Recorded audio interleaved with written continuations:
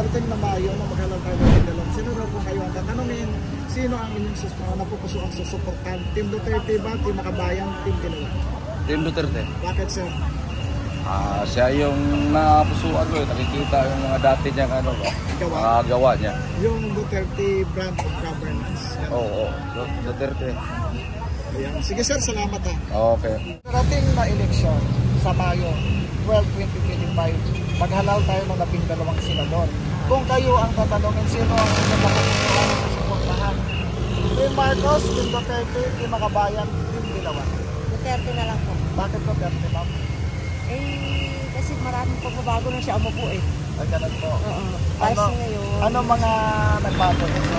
Maraming drugs. Maraming nawala. Tapos yung mga krimen na bawasan. Ma'am, sa ngayon ho ba, ano yung masasabi niyo sa mga ganyang mga bagay? Saan? Sa mga krimen, laganap mo ba ngayon? Ngayon parang medyo dumadami. Parang nagkakaroon na naman ng mga Pagbabalik. medyo pagbabalik. Tapos nagagaya ng mga ano ba yan, ang tawag din yung mga snatcher yan. Magkagat? Oo, parang bumabalik na naman ba sa dati? So ma'am, kayo ba nagkaroon na ba kayo ng trauma sa mga ganyang mga bagay na nagkalat na naman yung mga snatcher dyan? Natatakot po ba kayong gumala sa gabi na ngayon? Oo, medyo. Parang safety ng konti. Nung panahon niya? Oo. Kesa po sa ngayon na? Kaysa ngayon, parang nakakatakot na naman. Salamat. Salamat po ha.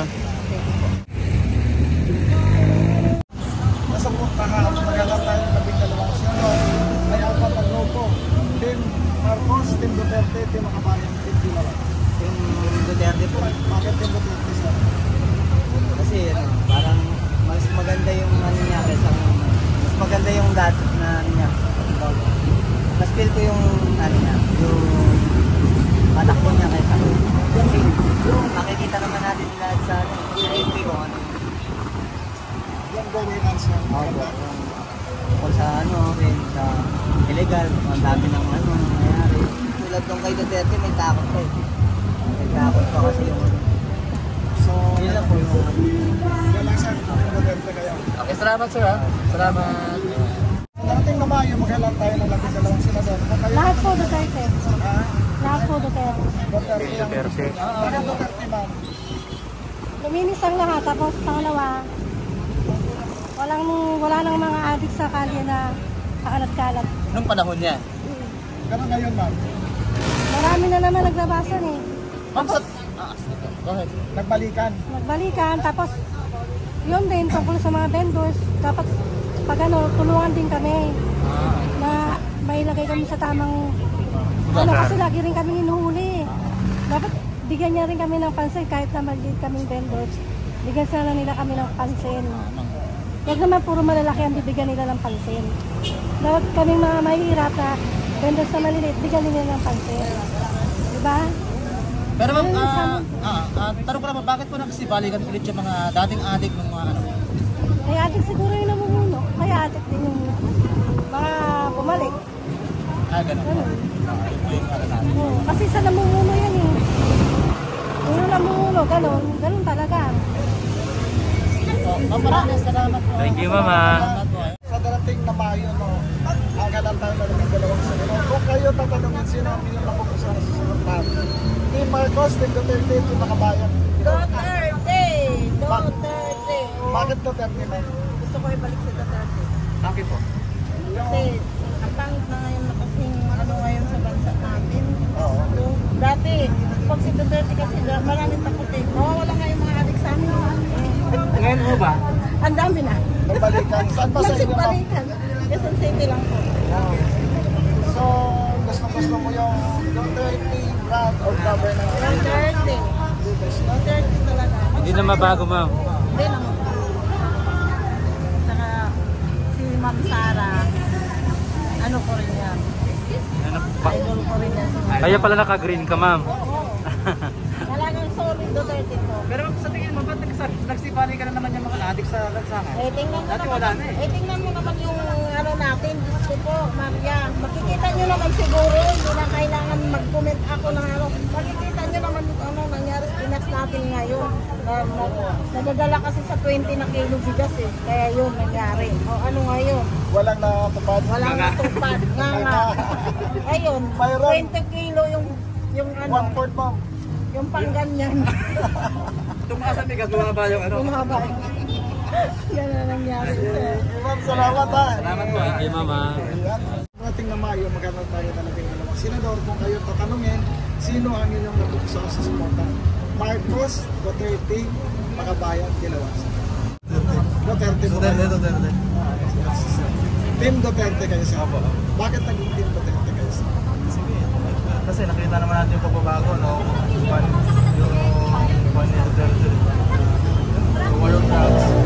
At saka ngayon, halata na marami na ano, corruption. Halatang-halata na talaga yung corruption. Sa mga umuupo ngayon sa Malacanang. Balik natin yung Duterte Brand of governance. Taga saan kayo sir? Tapos ako sa Magandang umaga. Sa dating na Mayo, maghalaw tayo ng 12 senador. Kung kayo ang tatanungin, sino ang inyong napupusaw sa suporta? Team Marcos, Team Duterte, Team Makabayan, Team Dilawan. Duterte. Bakit Duterte sir? Wala lang. Yan lang basta. gusto mo lang po sir. Basta leadership. Salamat sir ha. Thank you sir ha. Sa dating na Mayo, maghalaw tayo ng 12 senador. Kung kayo tatanungin, sino ang napupusuan yung susuportahan? Team Duterte, Team Marcos, Team Makabayan, Team Dilawan. Team Duterte po. Bakit Team Tested na po. Tested na? Duterte. Tested and proven, sir. Nagustuhan nyo yung Duterte brand of governance? Maganda? Gagawin pa pamumuno niya. Oh. 100%. Ba't yung ngayon ho, ma'am, sir? Ano yung masasabi niyo sa pamumuno po ng kasalukuyang administrasyon? Wala naman, pero mas satisfied ako sa pamumuno ni Okay. Mas tiwala po tayo. Tatay Digong. Sige sir, Salamat sir ha. Sige po. Thank you po. Sa dating na Mayo 2025, maghalaw tayo 12 senador. Kung kayo tatanungin, sino ang inyong napupusuan? Susuportahan. Team Duterte, Team Marcos, Team Makabayan, Team Dilawan. Sino po? Duterte. Bakit Duterte? Mas okay kasi nun kay Duterte, at least nawala medyo yung mga adik-adik, medyo humigpit yung security. As in, adik-adik talaga. Taga saan ka ma'am? Batangas po, province. Tapang to? Tapang siya? Tapang gin. Sa ngayon mo ba, ano yung na-obserbahan niyo sa ating video niyo sa mga kapaligiran natin? Ano ba yung nakikita natin? Medyo, kumbaga parang nasayang lang yung effort ni Duterte pagdating sa drug war na wala ng saysay. Nahinto ho ba? Oo, nahinto kasi. Sana tinuloy-tuloy So, lang. pabor kayo sa drug war, no? Sa tamang ano lang siguro, sa tamang proseso. Proseso. Ayun. Yung personal na opinion niyo ma'am, kung kayo tatanungin, pabor ba kayong bumalik si dating Pangulo? Sara Duterte. Sa Sa 2028. Sara. Maraming salamat po sa oras.